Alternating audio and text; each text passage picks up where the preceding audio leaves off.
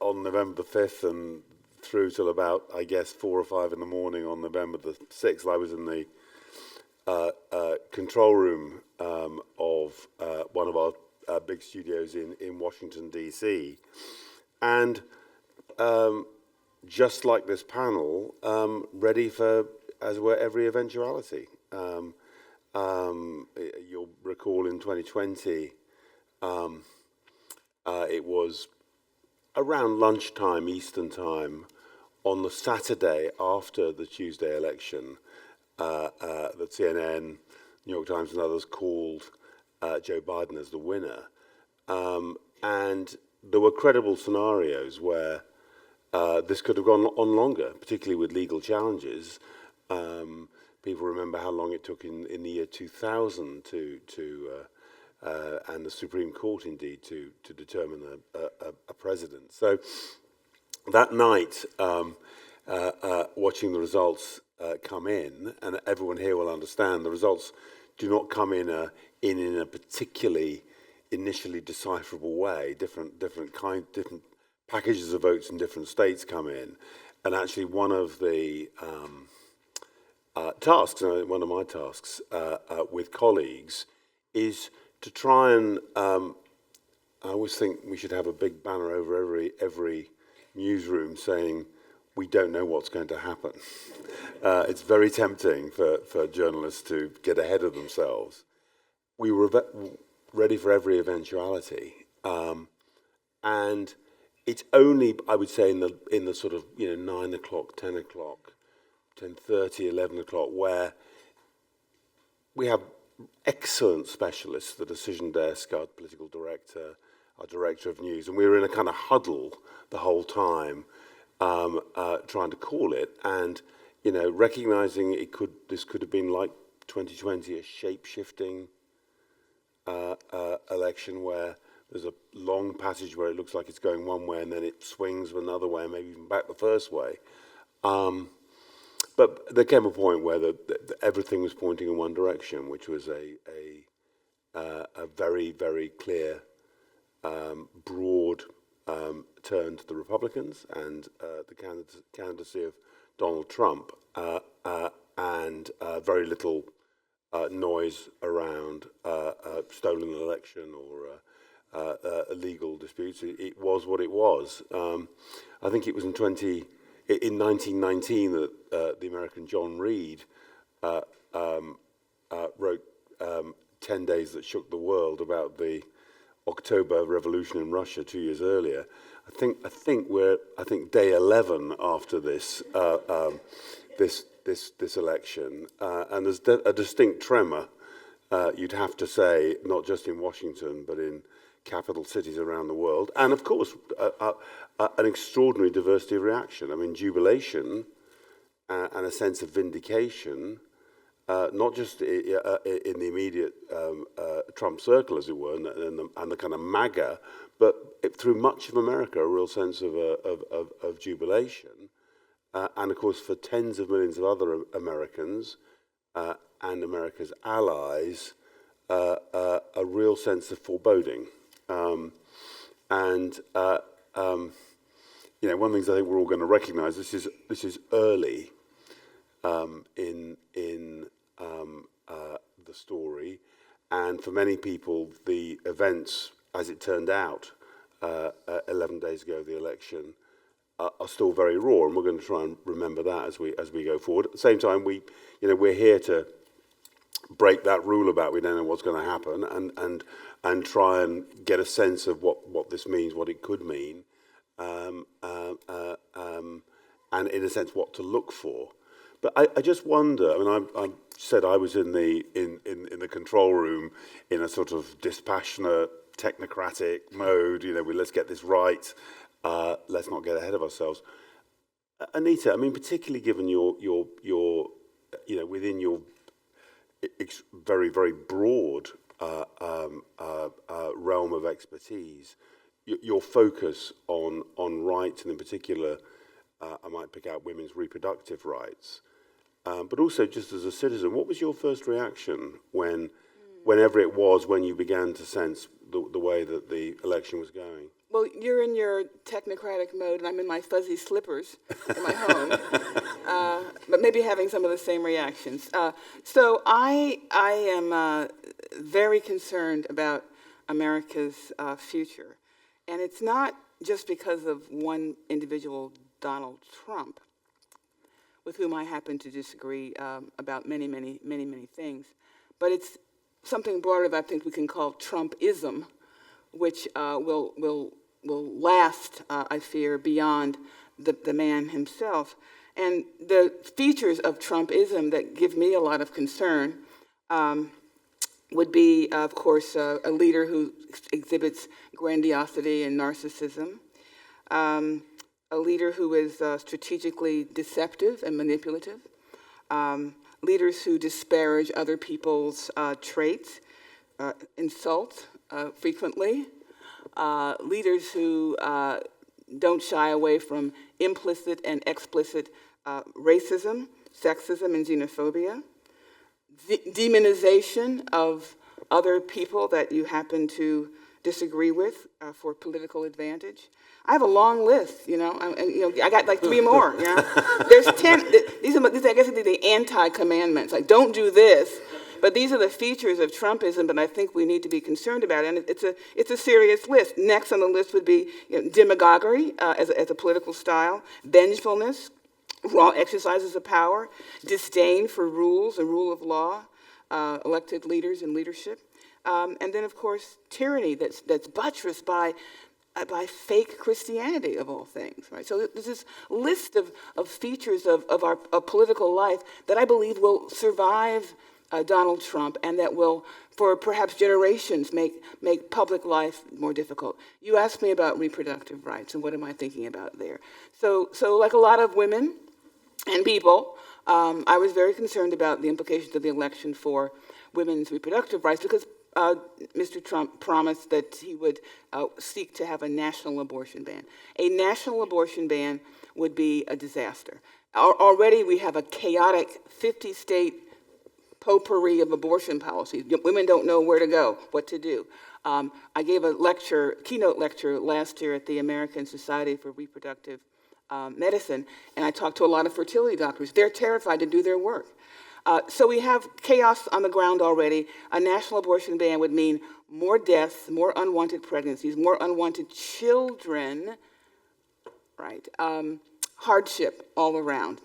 So would the Supreme Court strike down a federal abortion ban? That might have been a hope we could have had 10 years ago. But I fear that if Congress were to pass a national abortion ban of some sort, that this particular Supreme Court, which is largely now run by a hand-picked majority of conservatives, would uphold the ban. And I ask you, where would we be then? Where would we be then?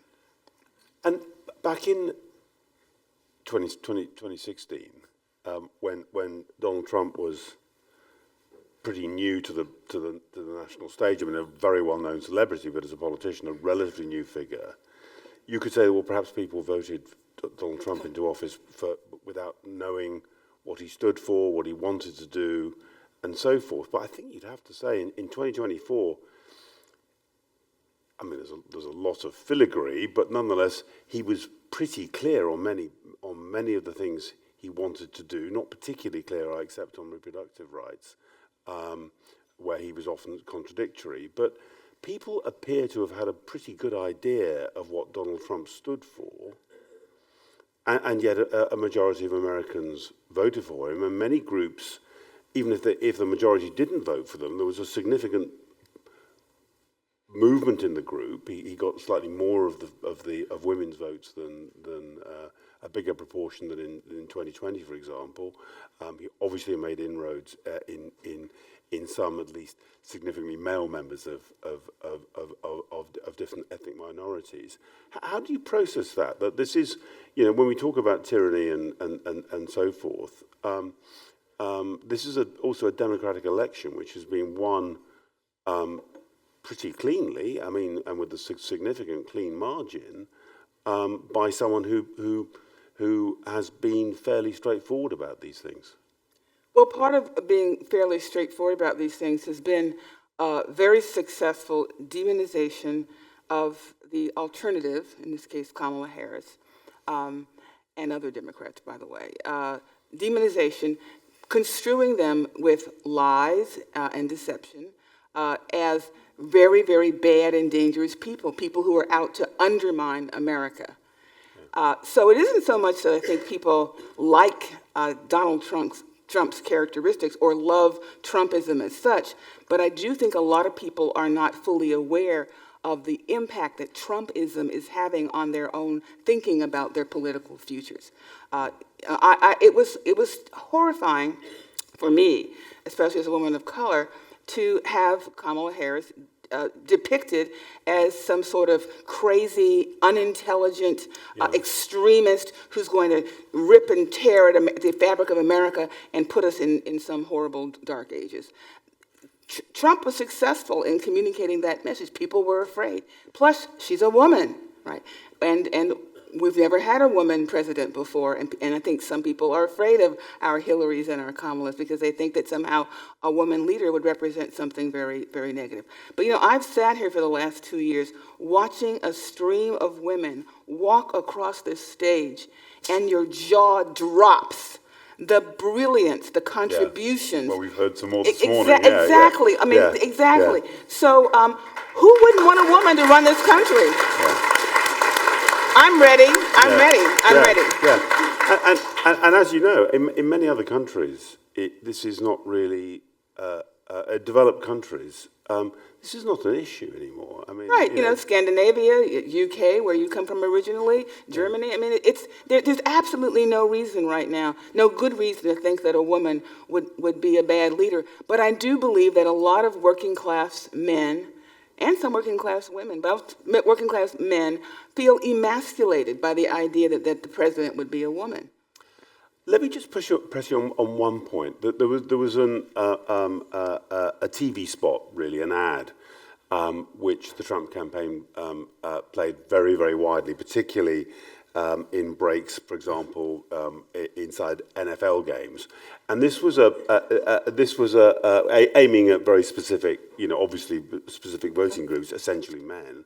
But the ad was about trans rights.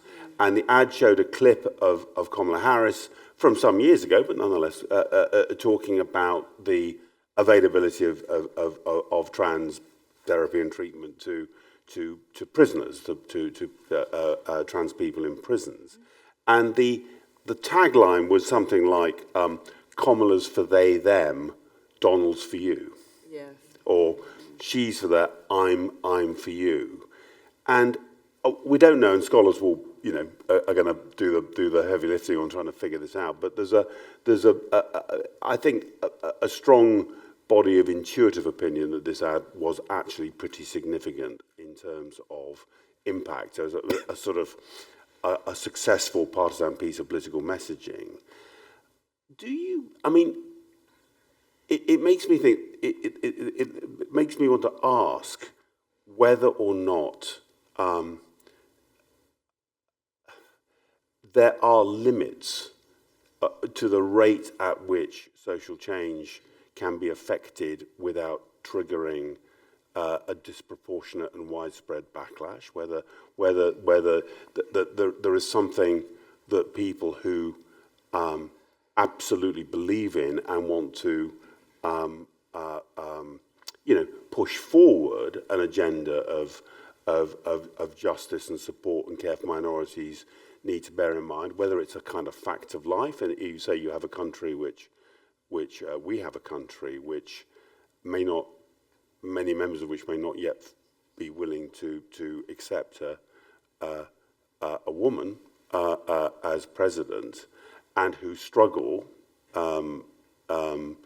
Perhaps they've never met a trans person. Perhaps it just freaks them out in some generic way and feels a break with tradition. As did gay sex 20 years ago, freaked people out.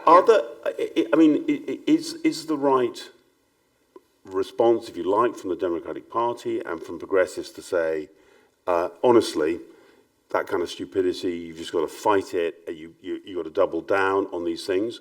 Is there anything about the pace at which these things happen? And the messaging around them by progressive politicians?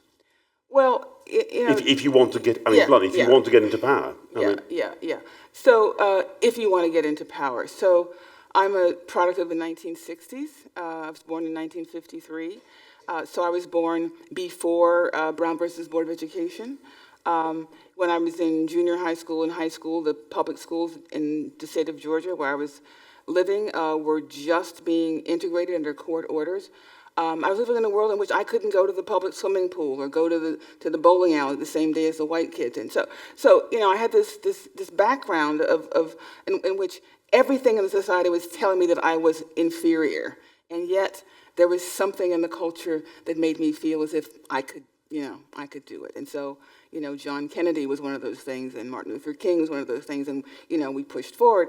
And so I was optimistic because I saw progressive change happening, and it seemed natural that there would be, over time, we would have the public come to realize our worth by demonstrating our value and our virtue, and that things would continually get better and better. So a little girl whose mother thought she would only maybe be a housemaid goes to Harvard Law School. Yeah. How'd that happen? Yeah. Right, okay. So I think that the Democrats shouldn't think that, we can't push change too fast, because look at the horizon. I mean, women have had the vote for, more than 100 years now, but there's been a struggle. And so it's not like our time horizon should be, Hillary ran and she lost, and then, he won. It should be like, what was going on in the 1840s, what was going on, think about it that way. Then I think our impatience for change makes a lot of sense, and we're not trying to rush it. Now, politically, there's a sense of that maybe we do need to slow down. I mean, I can understand some people thinking like that, but I think that may not be the right way to think. I think the bolder, let's keep pushing approach, and let's figure out a way to make what should work is more dignifying and more respectful, and it may ultimately be more successful. Yeah. So I'm sure we'll come back to this puzzle of what's the recipe for a successful political challenge to Trumpism and what's the mixture of radicalism and belief and pragmatism to midterms coming in 26, another presidential election in 28. These are important moments, and working backwards, the sooner you start trying to figure out how that party, the Democratic Party in opposition, begins to figure out what's the right way back is important. But I wonder, Alan, if I can turn to you. One of the perhaps not surprises, but one of the striking features of the Wednesday after the Tuesday, when people woke up to discover very definitely what the future was the markets, and the markets were very lively in terms of the response to the Trump victory. Now, some part of that might simply be markets prefer certainty to uncertainty, and no doubt there would have been a bounce for a Kamala Harris victory as well, somewhat. But it was, the enthusiasm was nonetheless striking. When you woke up on the Wednesday, did you share that enthusiasm? No, I wanted to pull the covers over my head and go back to sleep.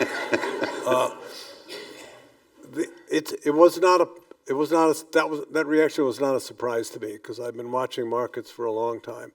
And one thing I learned this vividly in the Clinton administration, which was great for rich people. The stock market just shot up to new highs. They never forgave Bill Clinton for raising their marginal tax rate. And that's all these people care about. It's a fallacy to which many people succumb, that the broad public is what determines market prices. It's a tiny number of people trading on their own account and trading for other rich people that make market prices. I mean, I own assets and I don't have any liabilities. Zero. I own assets. I don't trade them. They sort of sit there, and when I die, they're going to go to my children. But there's a huge amount of trading in markets, a gigantic amount of trading in markets, and it's dominated by people who are focused incredibly myopically on their own marginal tax rate. and Trump was going to be good for their marginal tax rate, and Kamala Harris had already said she's going to be bad for it. These are over 400,000 per annum earners. So I wasn't a bit surprised. I was horrified, but not surprised. People often talk as if, maybe ordinary Americans vote with their pocketbook, but elites think about higher thoughts. It turns out that elites also think about the pocketbook. Yeah, those are different pocketbooks I was just talking about. Larger. Those men and women are not so concerned about the price of eggs. Yeah. It's a pretty small beer for them. People often vote for what they think is their economic interest, and they're often deluded about that. And a good enough con man, and we have the greatest con man now as the president-elect, can convince them otherwise. You may remember years ago, there was this famous book, What's the Matter with Kansas? Yeah. And that was the theme, that with cultural issues and other things like that, you could get people to vote against their own economic interests. And we just saw a lot of people vote against their own economic interests. If you rack up what Harris said and what Trump said, and think about what might that mean for the typical earner that makes $50,000 a year, it's not a close contest. It's not anywhere a close contest. And yet, a lot of those voters voted for Trump. And is that partly a point about how capitalist this country is? That even people without money and without wealth have, in a way which frankly drives a rather amazing economy, have that aspiration to become that thing.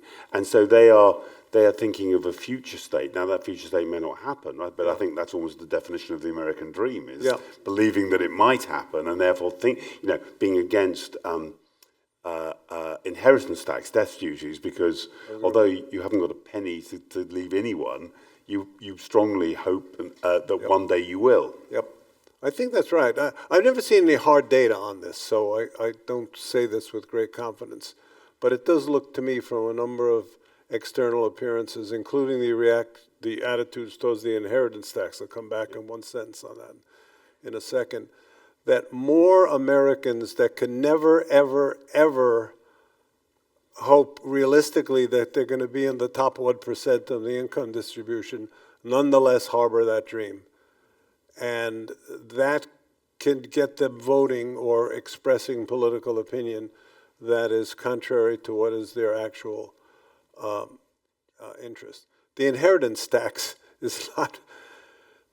If you took a naive political science view of the inheritance tax, this should be overwhelmingly popular. This is the lower 99% taxing the upper 1/2 of 1% or something like that. It shouldn't even be close. But it is close, and it's not popular, even apart from the clever sloganeering that the Republicans years ago introduced. It's the death tax. Yes. I used to say to people, there is no tax on dying. There's no such thing.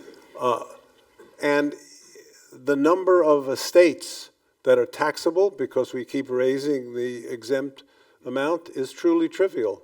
Now, the number of dollar bills represented that is not trivial, but the number of people that are actually affected by it is trivial. Can we talk a bit about inflation? And I just wonder how... I think inflation is interesting. I think it's likely to get underestimated as people think about the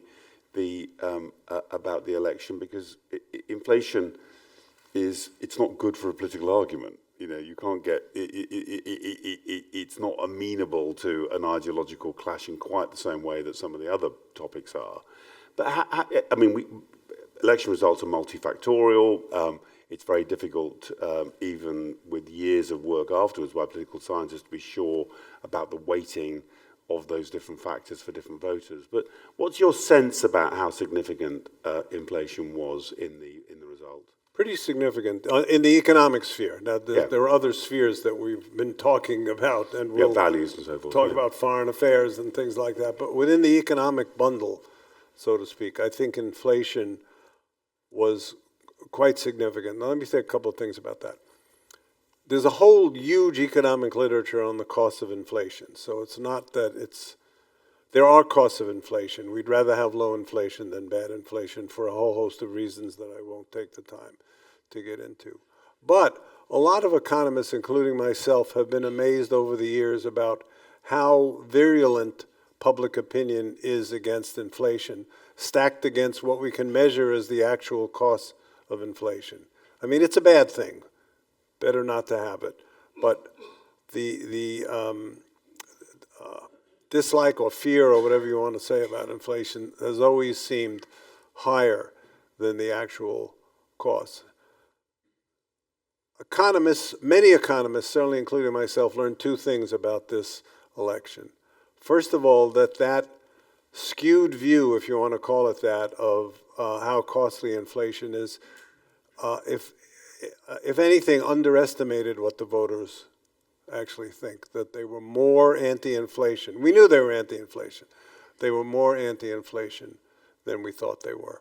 The bigger surprise, however, to me, is that everything in the economic literature measuring the cost of inflation is measuring the cost of inflation. So inflation means the rate of change of the price level. It does not mean the price level. It does not mean comparing the price of a box of eggs now to what it was 4 years ago. Which is what most ordinary people do. Which I think a lot of people do. Now, I want to say just one last sentence about that. The last time we had very high inflation, it was even higher than the recent episode back in the Reagan presidency. He ran for re-election and got elected in a landslide in 1984, partly on the strength of falling inflation, which had been in double digits and was down to about 5%-ish or something when he ran for re-election. And I'm old enough to have been very cognizant then. I was not a kid. And nobody was bringing up what eggs cost 5 years previously. Nobody. So that jibed with the way economists think about inflation. It's the rate of inflation that exacts social costs, not the fact that things now, because of past inflation, cost more than they used to. One more half sentence. Yeah, please, of course. We know how to solve that problem, which is cause of depression. Yeah. The people don't want that. And which was as it were, the imminent threat in the COVID and immediate kind of Yeah, we had a little bit of that, tiny bit. But I mean, in other words, it was the kind of governmental monetary response to the risk of recession, which is at least part of the cause, presumably, of this spike in inflation, not just in America, but in many other countries. We did not want the depression. Yeah. The price level fell about 33% in the Great Depression. Yeah. Eggs got cheaper. Yeah. The other point I'd make about inflation is that it's been a feature, obviously, of economies across the world, particularly not all, but almost all of the developed world. And there's a phrase, I think I picked it up from a writer in the Financial Times, and the phrase is, inflation kills incumbents. In other words, this has been an extraordinary year for elections. More than 4 billion people live in countries which have had elections this year of every kind, Russian elections, and so on. So some of them not really democratic elections, but half the planet has been in countries with elections, and many developed countries have had something like 9 or 10 developed countries have had elections. There's an extraordinary pattern of incumbents losing, and it's really important to say that although there's a sort of loose narrative which says basically, kind of centre-left parties are losing to sort of right-wing strongmen and nationalism, and you can see some threads of that. Actually, what's happened is I think has been much more mixed ideologically. So, we see. I mean, if you take the Olaf Scholz ample coalition, the traffic light coalition, there seems very likely to lose early next year to the centre right. That's probably a move to the right coming in Germany. But in terms of losses and kind of bloody noses, as it were, the UK Conservative Party of Rishi Sunak, very noisily anti-woke, noisily anti-immigration, lost to Labour. Emmanuel Macron's sort of centre, really a pretty bloody nose from the French public. And although it's possible that that means Marine Le Pen's on the way, it might not. Narendra Modi in populist Hindu nationalist in India, bloody nose, and so on and so forth. So this business of the impact of a population not inured to inflation, I mean, after years of low inflation, so arguably by the 1980s, many populations have got quite used to some years of quite high inflation. The inflation arrives for the first time, and it turns out that people really don't like it. But I just ask Trudy, this election, I mean, every American election is observed closely around the world, but amongst the people looking anxiously at the unfolding numbers were political leaders and opinion formers in many of the world's capital cities and elsewhere, both amongst America's allies, its enemies, or and kind of third-party countries. What so far do we know about them and their reaction? Before I get to that, I just want to say one thing in response to what we've been discussing so far.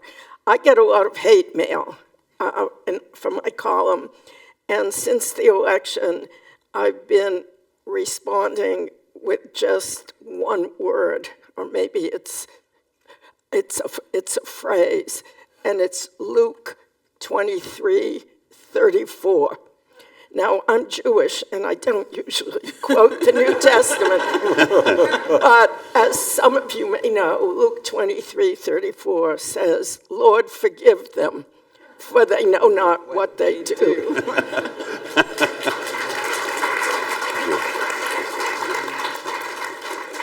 And I think a lot of this election, apart from the 32%, which the Pew Research Center says want authoritarian strongman or military government, and that is the same percentage as 15 years ago when I first saw that percentage in Pew statistics, might have been even earlier. A lot of the others, I think, fall in the Luke category. As far as the way the world is looking at this election, I think the world, whether it's enemies or allies, see what we see from within the United States, which is that at a time of great global shifts, when alliances matter more than ever, because there is now an alliance of autocrats that we see operating with China, Russia, Iran, and North Korea, who are trying to expand that audience and entice mid-level powers and developing countries into close relationship with their view of the world, which is that strong men can rule more effectively and that China is a more effective role model. At that time, if democracy matters, an alliance of democratic powers, both in Europe, of course, the United States in critical position, and in Asia, is more important than ever. And what people view from abroad is the election of a president who truly believes I alone can fix it. And we see that already in the appointments that he has made, because it is clear that he is not looking for expertise or advice.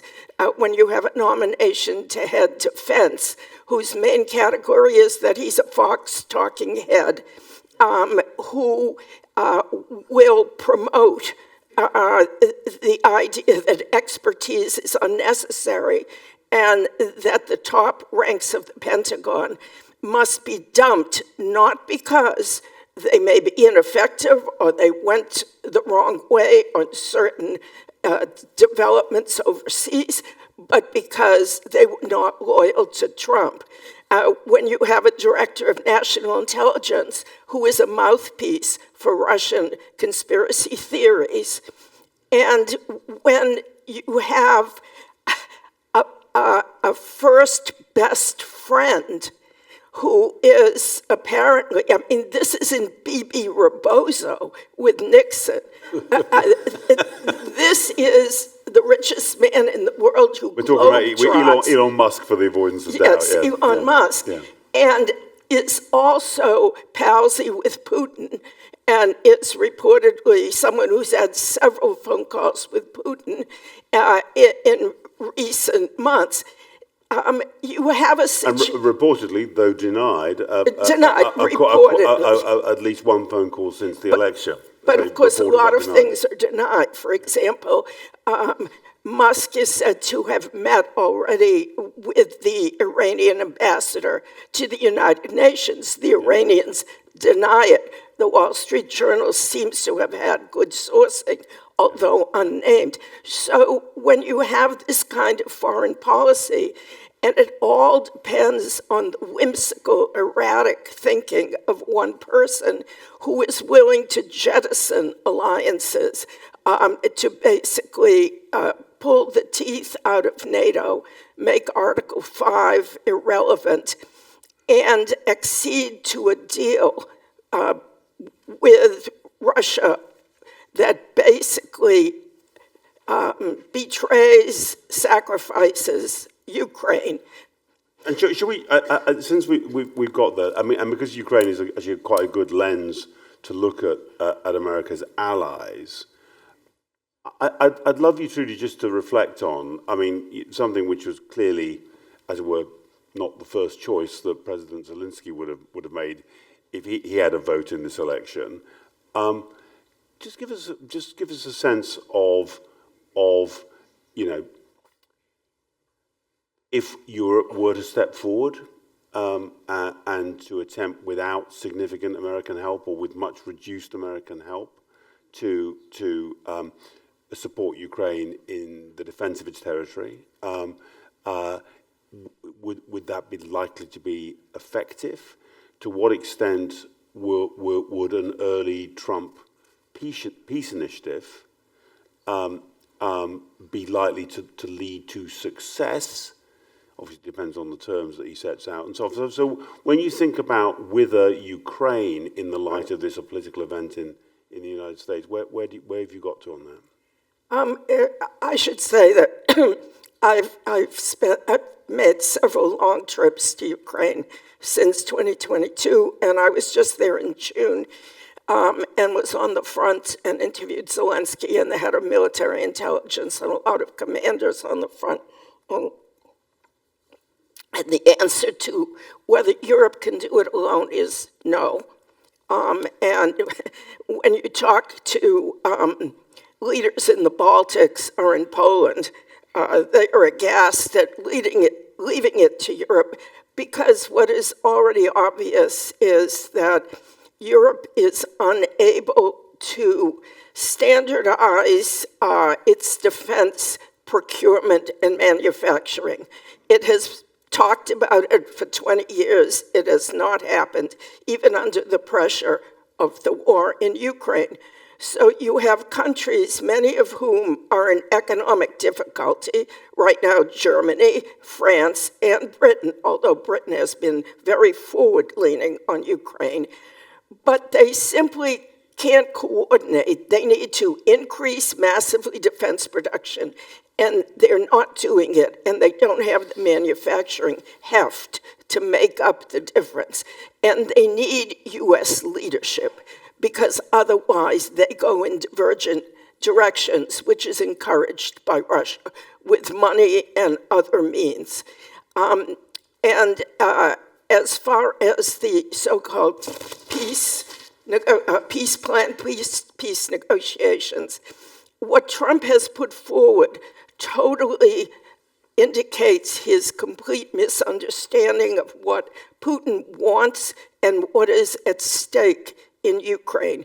Putin has made absolutely clear in speeches from 2007 at the Munich Security Forum and over since that he is furious at the dissolution of the Soviet Empire and that he wants to rebuild it in the guise of the historic Russian Empire. And so he has also made clear that he is unwilling to give up any territory, and in order for any peace settlement, that territory has to be recognized as Russian. Then you have a president who has said he believes Putin over U.S. intelligence, and you see the disrespect that he is already showing for U.S. intelligence. So what Trump refuses to recognize is that this is not a territorial dispute over carving up land. It is a dispute over annexation and expansion. And if Ukraine is divided, it will have no security, because the only way you could divide it is if you had a deal like East and West Germany or the two Koreas, where the U.S. guaranteed the half that was the 3/4 or 4/5 that was westward leaning. If there is no guarantee, then Russia will use this break to invade again sooner or later, and Ukraine will be bankrupt because no one will invest in a Ukraine that is partitioned and has no security guarantees. But Trudy, couldn't you make the case that under Joe Biden and American stronger leadership, but with frankly, a limited permission given to Ukraine to strike strategically into Russia, for example, and a limit to the amount of materiel and that they're going to get, that Ukraine is losing the war by inches at the moment, and before the election, domestic confidence and support for the war in Ukraine was itself falling, with little indication that under a Democratic president, America was prepared, in a sense, to raise support to the level where victory might have been possible. And I mean, some kind of I'm asking this as a question rather than a personal point of view, that some kind of negotiated settlement which would have involved some kind of acceptance of at least some of the occupied territory, perhaps Crimea, perhaps parts of the Donbass, would almost certainly, in back here on planet Earth, as it were, have to be negotiated. So, in other words, that the end of this might well be anyway, have been a negotiated settlement. The only way you could have had an effective negotiating settlement is if Putin was on the back foot. In other words, if he realized that it was worse in terms of domestic politics for him to continue, and therefore had to, through his propaganda mill, tell his people, we've gotten what we wanted, we're going home. That was never going to happen. It's not going to happen now. If there were a possibility of a territorial compromise, as I said, you would have to have a guarantee by the West that the rest of Ukraine would be protected. And that is not on offer. What is on offer? Not an offer specifically from the Trump administration. It wasn't on offer from the Biden administration either, because Biden opposed letting Ukraine into NATO. So I think what's critical here is the recognition of what the loss of Ukraine would mean in geopolitical terms. I don't think that Trump has any interest in recognizing that the Europeans understand it. They understand that it would undermine NATO to the point where nobody believed in NATO anymore because NATO powers have supported Ukraine. I just want to say one thing about Joe Biden as well. I've been going to Ukraine since the beginning of the invasion. What has happened is too little too late. I think Joe Biden deserves a huge amount of credit for recognizing that Ukraine could not just be sacrificed, and that looked at the geopolitical realities. But at each step, the critical weapons that were promised were delivered much too late, and sometimes have not been delivered yet. For example, F-16s, only a handful, which is virtually useless. The Europeans have been willing to deliver a vast number of F-16s for months, even years, and the Biden White House has not prioritized pilot training. So there's no pilots and has not encouraged them, and in fact has discouraged them. So over and over, the intention and understanding of the Biden team was not backed up by the weapons that I believe could have put Ukraine in a position to negotiate by now. What Trump proposes is simply a cover story for handing Ukraine over to Russia. Okay.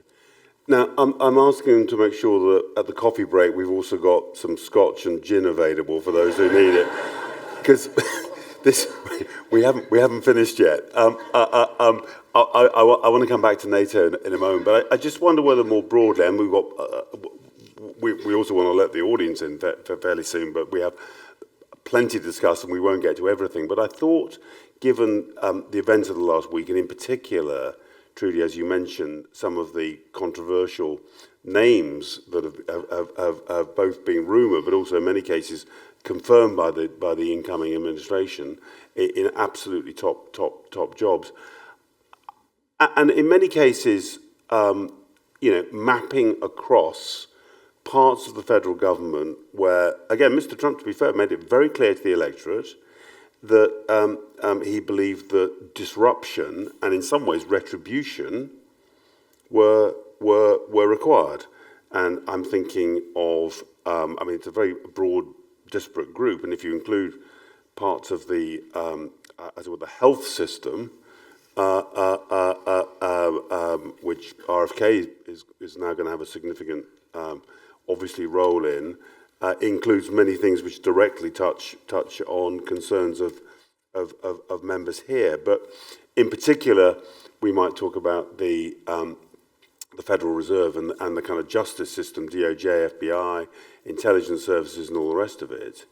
And again, ideologically, or not, perhaps that's the wrong word, instinctively, Mr. Trump is someone who is clearly very skeptical about the kind of arm's length protections separating key legal decision makers, the Attorney General, for example, and the Department of Justice, or key agencies like the FBI, or indeed in monetary policy, the Federal Reserve, in the interests of objectivity, dealing with conflict of interest, and trying to get continuity of policy and treatment of people from administration to administration. Mr. Trump and his those around him read the Constitution as is in fact giving the president essentially, as people will know, there is no Attorney General mentioned in the Constitution, and the chief law officer of the United States is the president, not the Attorney General, and so the kind of central control and top-down control from the office of the leader of the country into these very sensitive parts of government seems to be a, as it were, coherent, thought through, and now carefully planned agenda. I just wonder, we begin with the Fed, Alan. Perhaps in some ways, I think it's, when you think about it, its foundational role in this country's economy is of immense importance. It's not quite as passionately debated perhaps as DOJ and FBI and so forth. But what's your sense about this, about how real the likelihood is of an attempt to bring the Fed to heel, to use one of the expressions that's been used? There are a few things to say about that.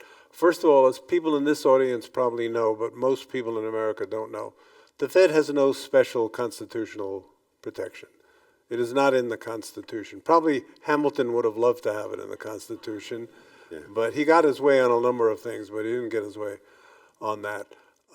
Poetically speaking, right over there is the second bank of the United States, which is what we had as our central bank. People didn't use that term so much in the 19th century until somebody named Andrew Jackson, who ironically sits on the $20 bill, abolished it by not extending its charter. And we then lived till 1914 as the only advanced economy in the world that didn't have a central bank. We could go back there. As I said, there's no constitutional protection. An ordinary law of Congress passed by the both houses in the way they do and signed by the president, which is up until next January 20th, has always been the fail-safe protection against craziness, could abolish the Fed or change it in any way. They could make it subservient to the White House. They could make it subservient to some committees of Congress or to the Senate in general. They can do anything if you get both houses of Congress and the president willing to sign it. Now, you asked before about inflation.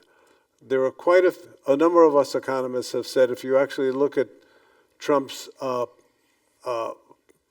package of economic policies, starting with tax cuts, going to tariffs, going to deporting, if you could imagine this, about 8% of our labor force or something like that. It's a little hard to imagine. And specifically likely to be significantly at the cheap labor end. So in other words, the combination of tariffs and exporting cheap labor is doubly inflationary, arguably. Yeah, so the point I wanted to make is all those things are inflationary, ironically, after he ran on only I can fix it inflation or whatever. But all of that would be dwarfed by undermining the Federal Reserve. Sovereigns throughout millennia have clipped the currency in one way or another. Now it's not they're not going to be grabbing silver and gold off the coins. But I often tell my students, we have this phrase, printing money. It's even easier now. It's printing electrons. Money is electrons, basically. And you give that power to print electrons to people that are subservient to Trump, and Trump wants to see. Trump's a real estate operator. Those people always want low interest rates, always. Doesn't matter if they're Republicans or Democrats, they always want low interest rates. So you combine that with his unwillingness to bow to or adhere to long-standing traditions. We have, I spoke a moment ago, we had no Federal Reserve till 1914, but we have had one since 1914. That's 110 years. To him, it doesn't matter. And if we're going, I believe we may wind up having to rely on the good judgment of the Congress. Yes, and that deserves a lot of laughs, to restrain him from doing that. Because essentially, I mean, just you're clipping the currency point, the generic issue being that politicians, frankly, of any stripe, may often be strongly tempted to put short-term political objectives and an election coming up ahead of strategic control of the of money and of the economy, with in the end potentially catastrophic results. And it's the realization of that have made countries around the world make their central banks independent in various and sundry degrees. And so, in many cases, it's actually in the Constitution, not in ours. But in almost all countries, there's a significant amount of independence granted to the central bank. For that reason, for exactly that reason. But do you think it's fair to say that actually one thing that was pretty clear, whoever had won last week, was that America's debt load was likely to continue to increase, that there was little appetite from either camp to begin. I mean, That's right. can you? I mean, 4 years seems like a long time, but in the history of national debt, it's not that long. Can you envisage a political circumstance where governments, either Democrat or Republican, are going to begin to start winding down or trying to slow the rate at which the country's national debt is increasing? Or should we not worry about that? I mean, should we accept that America's got unique attributes, reserve currency and so forth, which means, and an extremely buoyant, strong economy, which means that maybe it's less of a worry than it will be in many other countries? Starting with the last part of your question, the answer is that is resoundingly yes. We have what has been called an exorbitant privilege, and part of that exorbitant privilege is the ability to sell enormous amounts of debt in our own market. And we have a huge domestic market, to start with that, but also all over the world. Investors buy U.S. Treasury debt at still reasonable prices, right? We're no longer in that crazily low interest rate environment that we were in a few years ago. But if you look across history, the kinds of numbers that we have for interest rates on Treasury debt, 4%-ish numbers, this is not unusually high by any means. And we're a rich enough, big enough country that we can afford it. One thing people don't realize, actually, since you asked, in very recent years, there was a huge run-up in the national debt because of the various responses to COVID. But in recent years, the debt-to-GDP ratio, which you sort of alluded to there, has actually backed down a teeny bit, roughly constant. So it's not soaring anymore. When that is soaring, that's when economists start getting worried, like how much longer can this go on? But I must say on that question, how much longer can this go on, started being raised in the 80s and the 90s and the 2000s, and the answer was always apparently quite a bit longer. Yeah. So when I think about the perils that the country is facing now, just in the economic sphere, not to mention the legal sphere and the foreign policy spheres where it's worse, the size and growth, which, as I just said, it's not growing anymore right now, of the debt-to-GDP ratio is not high on my list. Okay, and growth, by the way, we're growing. And will continue to grow under Trump, probably? I think so. I mean, he has the capacity to really screw things up. I mean, it's a gift. Yeah. One thing that I only learned about I should have known this before, when Trump had his first term, is Congress years ago basically ceded the authority over tariffs to the president. The Constitution puts the taxing authority in the Congress, not in the White House. And the Congress just handed it to the president before Trump. And if you have a president who will declare a national emergency every time he sneezes, he can do anything with tariffs. And what he's already said he wants to do is horrific enough. Okay. Now, can we turn to the justice system in the federal government, both the agencies and the DOJ itself, and the role of Attorney General. Again, I mean, this is so much, your discipline, your world, and you devoted your life to, a significant part of your life to understanding justice. I'm interested in how resilient you think these institutions are. I mean, broadly, I think it's fair to say that Washington's institutions, including the Justice Department, were less damaged in the first Trump term, 16 to 20, than many people feared.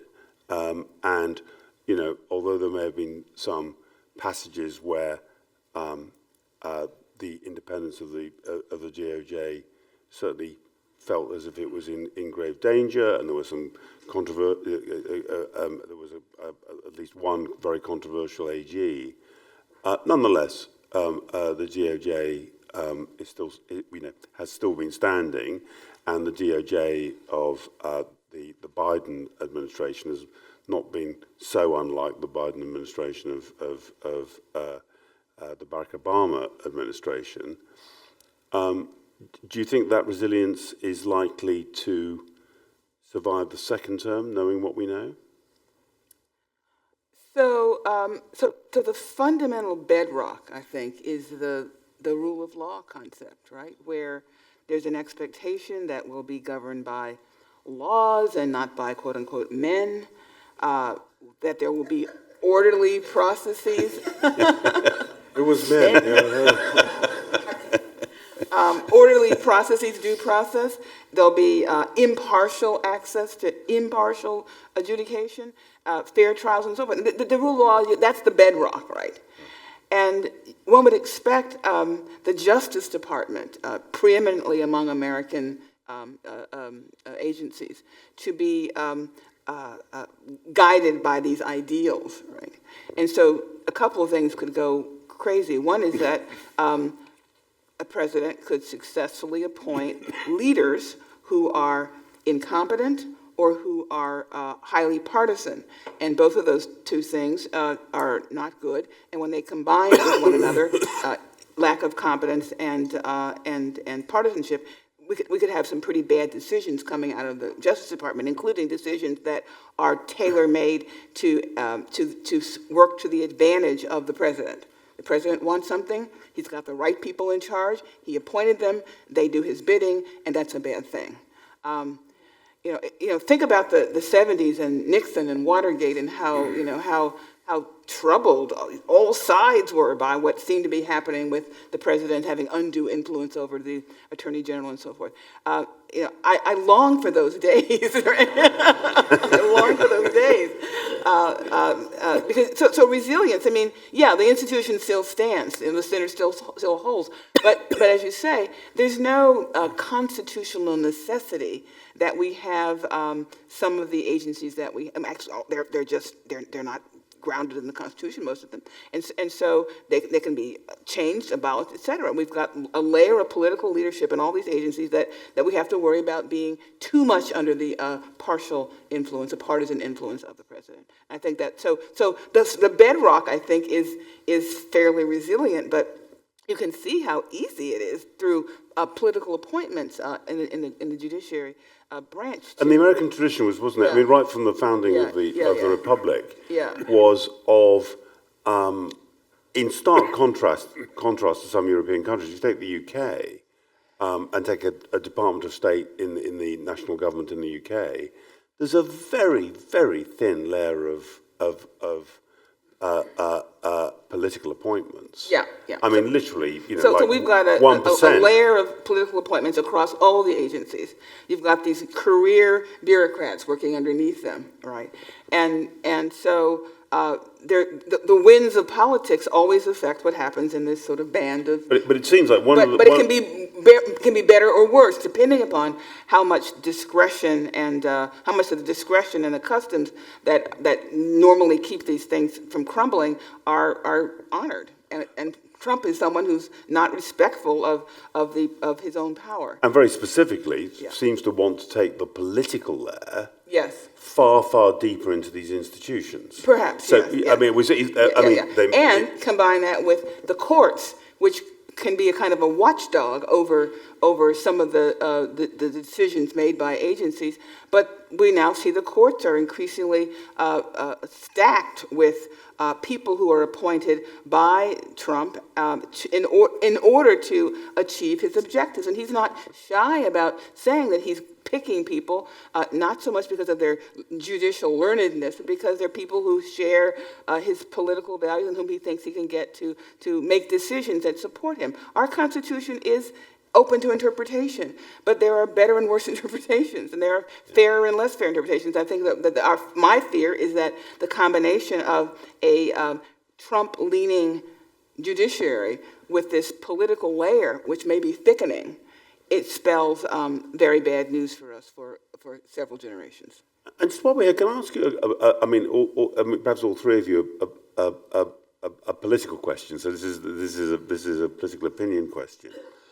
One of the interesting things for the Democratic Party, as it is always for opposition to figures, Viktor Orban,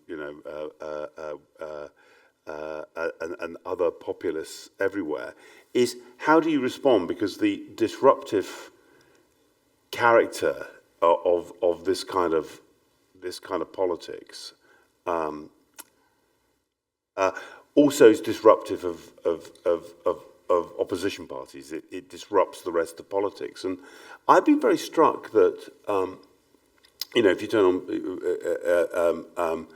if you look at CNN.com or turn on CNN, you'll find this past week a lot of Democrat politicians and liberal commentators standing up to stoutly defend Washington institutions. They're speaking up in favor of the DOJ and the FBI and their independence and how professional they are, and the Fed and so forth. And it's just worth saying, opinion polls suggest that these are some of the least popular institutions in America, and not just with Republicans. These are regarded as even by many Democrats. And so I'm just, you take my point, which is, for the Democrats, one risk is, for a party which is meant to be a progressive party, is not the risk of the Democrats? It looks like they're the sort of defenders of the ancien regime, of the old order. So there's this irony. It's so perfect. It's irony here, where the academics in the room will appreciate this. So we've been hearing for the last 5 years about this horrible thing called critical race theory. Right. So critical race theory is this horrible belief that's perpetrated by law school professors and others. That the government is bad, that we need that the institutions to be torn down. So the right wing has been very anti-critical race theory, but ironically now they're the ones that the right wing are the ones who are saying no, government's bad. Government. We can't trust government. It's corrupt. So ironically, the very people who a few years ago were sort of criticizing the left for lacking respect for government are now the ones who lack respect for government. Wow. So strange. So we're going to open it up for people. I'm going to ask one last thing, and then you get the first question. Again, I'm going to take you slightly away from, you can use as much or as little of your expertise as you want in the answer, but let's imagine that the three of you are a committee to advise the Democratic Party on their next move. In other words, you have 2 years before the midterms. You do not have majorities in anywhere really at the moment in the federal government. Though you've got great strongholds, some great governors. There's lots of fundamental strength in the Democratic Party. Any first thoughts to advise Democrats on how they should be regrouping, replanning, resurging over the next couple of years? And I can start with anyone who's ready. It's kind of deathly hush. Go on, Trudy. Well, two things come to mind immediately. Obviously, if we all survive to the midterms, it's critical that the Democrats do better and take back one or both of the houses.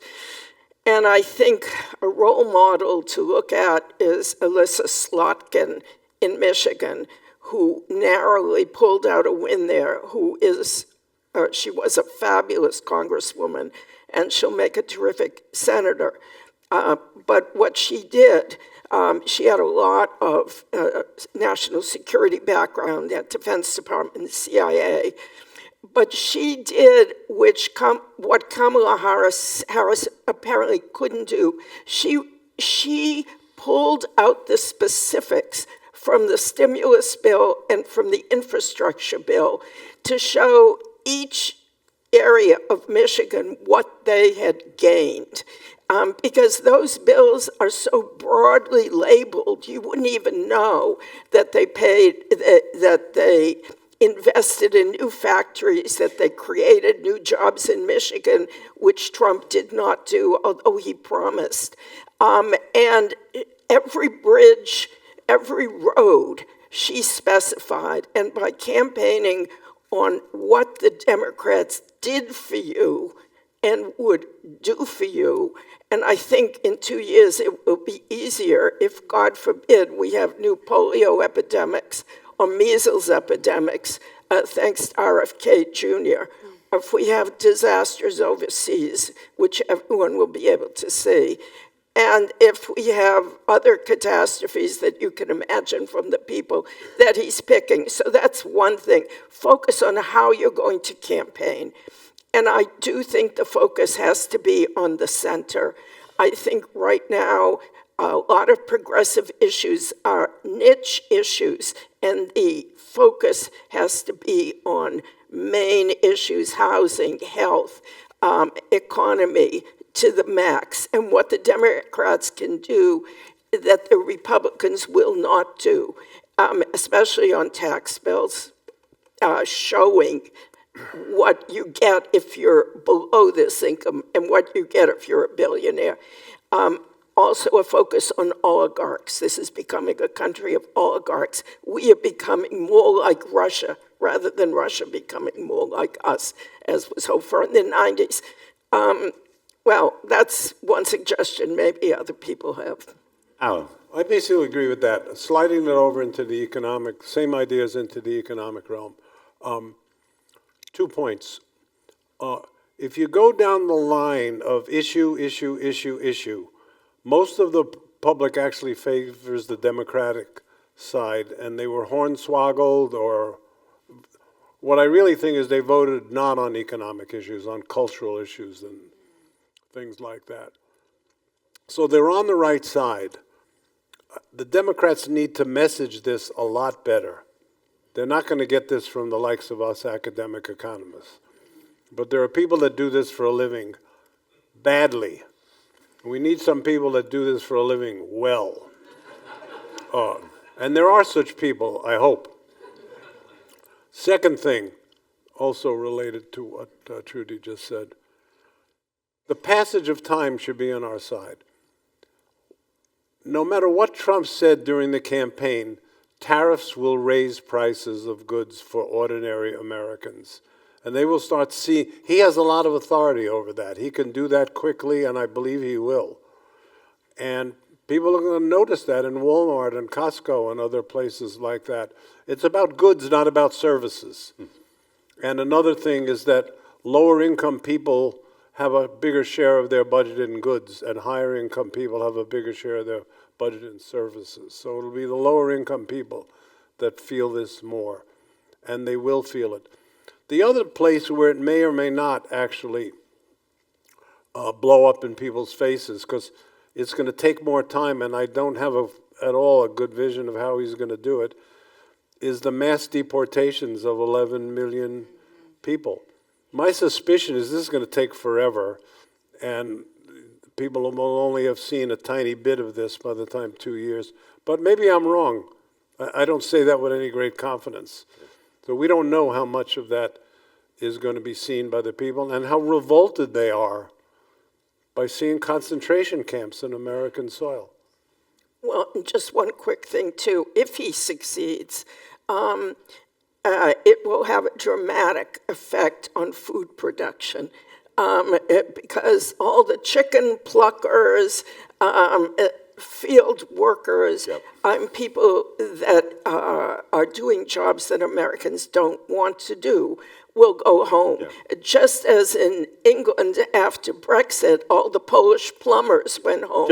And the National Health Service was denuded of all its subsidiary staff. It will be felt here if he actually does what he pledges. Okay, Anita, lastly.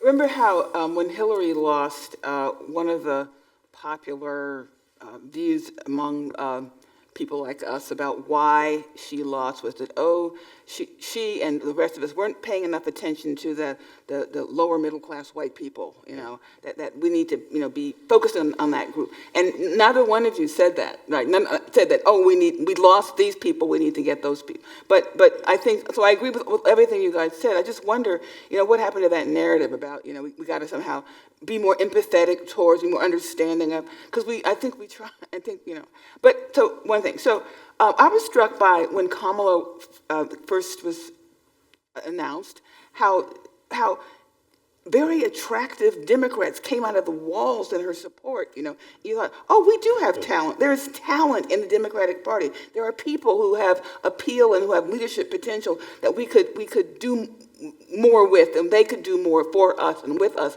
So I think that one of the things we need to be thinking about is like building and utilizing the strong Democratic leaders that are there who could be elevated, as Kamala was elevated, and she did a fantastic job. So I think we should sort of use our leadership more as Democrats. But I would also say this: you ask us to role play, like pretend you're a Democratic strategist. Well, ask me to pretend to be a law professor. Okay. Okay. Okay. Done. So the hardest thing for me right now in the actual role that I have is being a law professor at an elite American law school with brilliant students, and I'm supposed to be teaching them to respect and use the law for good.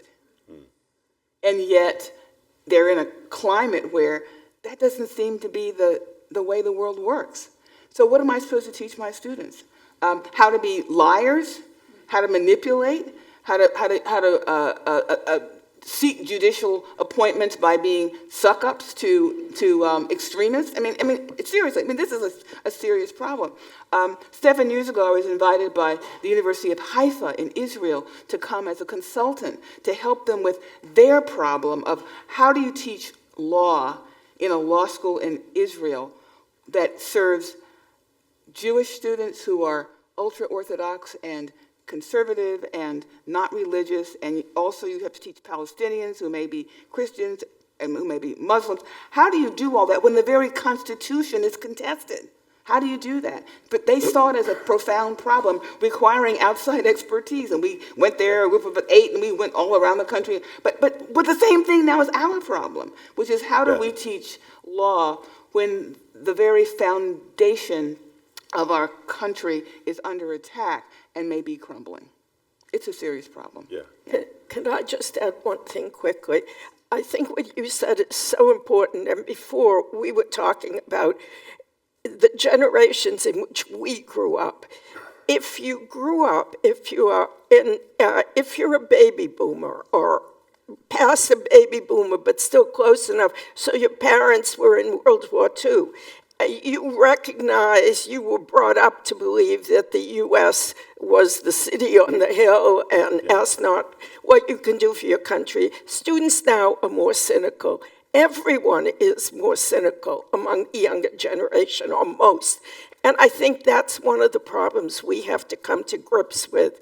We don't do civic education, and if we do, nobody pays attention. The question is, how can you recreate idealism among the younger generation? Okay, let's go to the hall now, please. Thank you, Mark, and the panelists for an excellent session. I'm Nina Jablonski from State College, Pennsylvania. It's clear that the winner in this election was a master manipulator of emotions, and that there was a fairly wholesale rejection of facts, whether it be about justice or economics or other in foreign policy, certainly. And facts really had almost no place, ultimately, in decision-making. My questions to you are, how do you see this emotional journey playing out. The emotional salience of the Trump message is significant. It's been brought through in his rallies. How do you see this playing out when we don't have the theater of rallies anymore, and when we're counting on different modes of media to provide this emotional manipulation? And then the other side of this is, what is the trajectory for a fact-based decision-making apparatus in this country? And super brief answers. So, and with questions as easy as that, it shouldn't be hard. I think this is one of the most important questions of our age, and right now we don't know the answer. But the media ecosystem that trumpets conspiracy theories is the media ecosystem that's on the rise. And facts are resisted. Luke 23:34, and it's a big reason for Luke, and I think that the other side of the information aisle has to figure out not only how to present facts so that people will read them, but to survive. And we had a good billionaire with the Philadelphia Inquirer who saved us. I don't know if billionaires are the answer, but I think this is the question we all have to discuss, because the possibility for fact-based discourse is crumbling, and it's what we have to look at reviving, whether it's with civic society groups, with founding new kinds of online operations that counteract the cesspool of Twitter, et cetera, et cetera. But facts have to be saved, and I don't know if they can be, and it's what everyone has to be thinking about. Okay, I don't know if we've got any good billionaires who want to ask a question here, but if not, I'll take this one. I thank you for, sorry. I have a difficulty change my kinematic configuration. Yeah, close to the... So, thank you for your comment about civility and morality and teaching. I grew up under Hitler. So one of the things what America has to know, that what this dictatorship offers is lack of personal freedom. I mean, I remember that we as children, we were afraid to say, or the parents were afraid to say anything, so that it doesn't come out that how the parents are thinking. Then I lived under Stalin. Same thing. People, colleagues, students were making notes about what I said and what I didn't say, and reported. After the wall came down, I saw those reports. So the private privacy is really here in danger. So I understand the economics that drives us, many of the Americans, but this is perhaps even more fundamental. Thank you very much. Anita, do you want to respond to that? It's a real focus so of yours. I have spent a decade studying privacy and data protection in the United States, and you're absolutely right that one of the concerns that we have is, what will government do with our information, right? And you had the great misfortune of living under Hitler and Stalin. I can't even imagine how horrible that must have been, and I'm so glad to see you here today. But we do have to worry about government data collection, and everything from, will the government get access to our health records and then judge us and punish us for getting abortions and so forth. But also, as you say, just collecting our political opinions. Will somehow the schools become tools of this sort of tyranny and begin to monitor students' opinions and collect their data, and then so it's a huge problem, and it's really the Orwellian problem, right, that we haven't talked about today. But I understand that concern, and I share it. And China is doing it already. Everybody has a scorecard. Yeah. Let us hope we never get there. Exactly, social scoring is If I could just add one sentence. I prophesied, I think it was largely correct in 2016, that Trump's economic policies would be terrible, but everything else would be worse. Very good. Now, by the way, if someone has a point or a question, which is from a conservative background, which is we've had obviously with our panel here people who broadly, explained disappointment with the result and some of the grave dangers they think flow from it. But I'm very interested in other perspectives. But I'm not suggesting that you've got one, sir. But we'll take you next.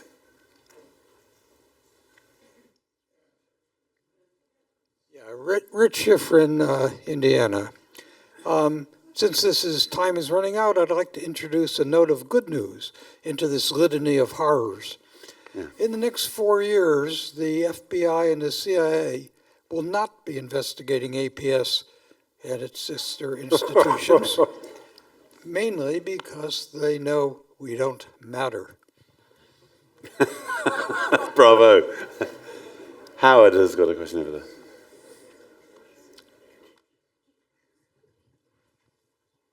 Hi, Howard Gardner from Cambridge. Thanks, everybody. A terrific panel. Most of us here are old, and we're pretty conservative, except politically. But at a few times in American history, there has been a third party that's emerged. And if you had a bunch of young people who are age of 25 or 30, who know how to maneuver the influence panels and wanted to launch, as I guess Macron did, in a sense, a new political party, not just running for president, because that won't work, but having people emerge like them across the 50 states. Is this totally a pipe dream, or maybe, quoting Gary Gerstle, we've been through the New Deal, we've been through neoliberalism, we need to have a new undercurrent of thought in this country at this time.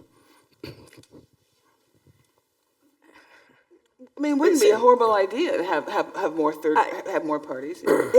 It's so hard for a third party to get established. And if there were to be one, I think the only third party that might make a difference is a centrist third party where people realign from the current parties. But a party that was founded by youth, it wouldn't have the money. It wouldn't have necessarily the issue. It wouldn't be able to get on the ballots, which costs millions of dollars. And it would basically drain, as Jill Stein drained, votes from the Democrats, no doubt.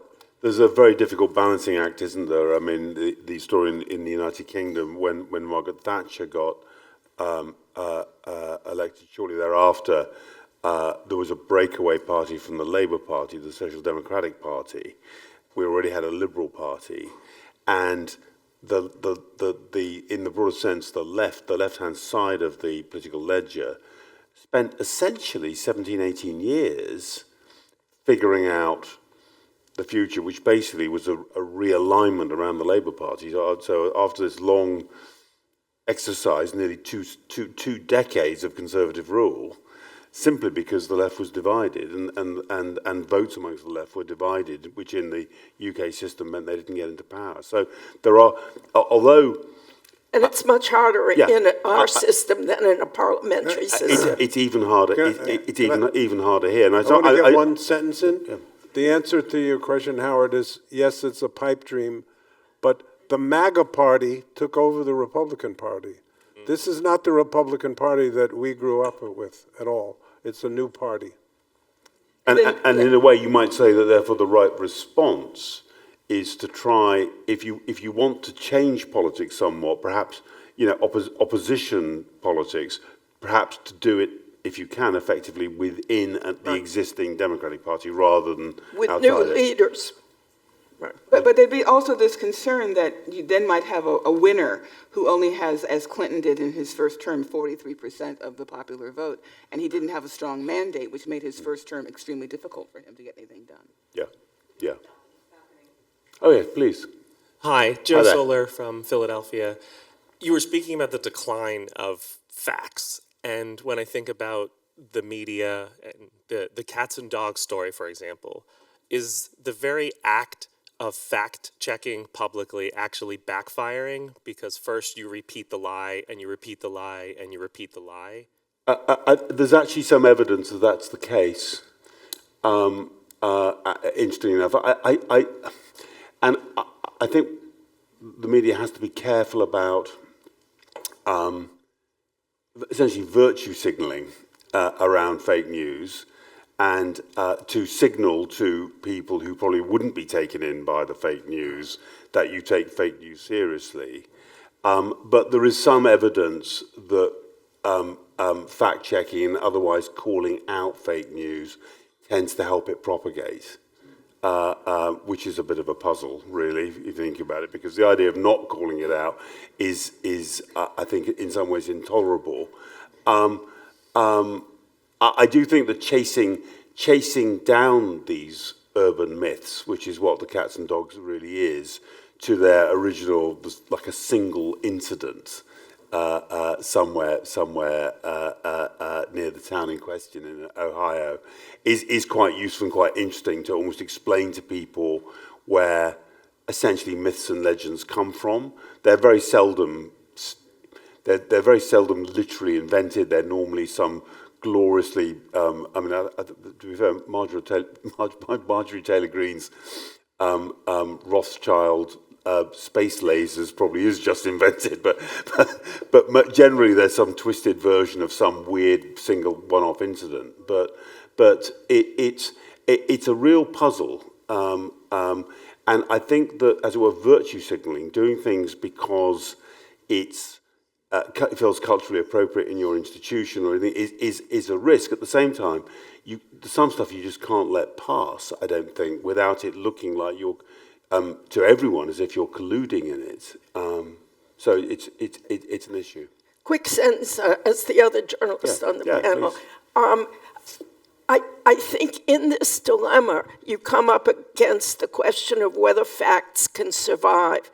And so I think even if it seems a losing proposition, for example, with Trump's lies, if you don't have on record what truth is, you've almost admitted that the liars have won. And so I think that it's necessary for the record and hopefully for the future to keep on with the worst of those lies and conspiracy theories. For example, with Tulsi Gabbard, you cannot not bring it up, and sometimes you can win. Yeah, and the way I think is, the facts always win. The facts in the end always win. But what I mean is reality wins. In other words, that eventually, this can take years, you're shaking your head, in the end, something, a significant true thing about the US economy or about international relations gets out. Our issue, I'll come to you, yes. Our issue is the early communication of them and getting public to believe in them, as it were, before it's too late for the underlying facts to happen. So global warming is a fact which is going to happen. The issue is, can enough people be persuaded it's going to happen in time to react to it in time? Well, many of us here teach undergraduates, and one of the things I've learned in the last few years teaching undergraduates is they don't read. And they certainly don't read anything you guys write. So to talk about facts, they have a very different relationship to facts. They have stuff that lives in their phone, but they don't distinguish between the valence of the things that live in their phones. So everything you guys have said is completely correct for those of us who are over 60, and it's completely irrelevant to the people who are 20, on average. And obviously there are some exceptional students, but we all work at exceptional institutions, and we all have students who don't read. And they don't do arithmetic either.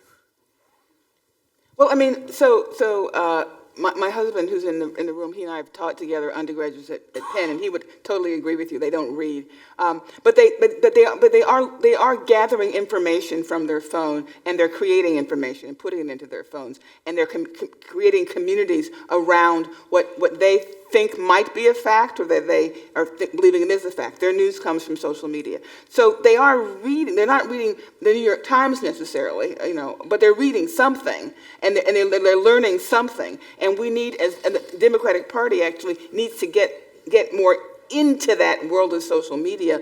I mean, you called it the Twitter. What did you call it? The Twitter. Well, opposing the Twitter world. Yes, we need to get. I mean, not just opposing it, but to learn how to use it to make facts rise up. I mean, you said this marketplace of ideas kind of a thing. Like, it's very idealistic. It's very, John Stuart Mill, all that good stuff. And I think that there's something to that. Oftentimes, truth does rise up, but sometimes it doesn't. It just gets tamped down and stays down. These people are desperate for coffee, at least. Yeah. So am I. But just to say, this is such a good point. I mean, but the point is, the marketplace for ideas right now for many young people is, are platforms like TikTok. And by the way, we had one of my colleagues at CNN, David Culver, did a really amazing film inside a super prison in El Salvador, a place which, by the way, might receive deported illegal immigrants from the United States. So this thing, we dropped it onto multiple platforms, but particularly TikTok on a Thursday afternoon. By Friday morning, it had been viewed 15 million times. 15 million times. This is a piece of, if you like, coverage of a foreign country. There's something. This may also be something for political parties to think about. There are ways of connecting with audiences who are below the age of 60, below the age of 30 even, but it's not going to be with conventional op-ed pieces or conventional breaking news from Wolf Blitzer sort of thing. It's going to be different pathways. Now, I think we probably ought to stop there. Can we thank everyone? Thank you.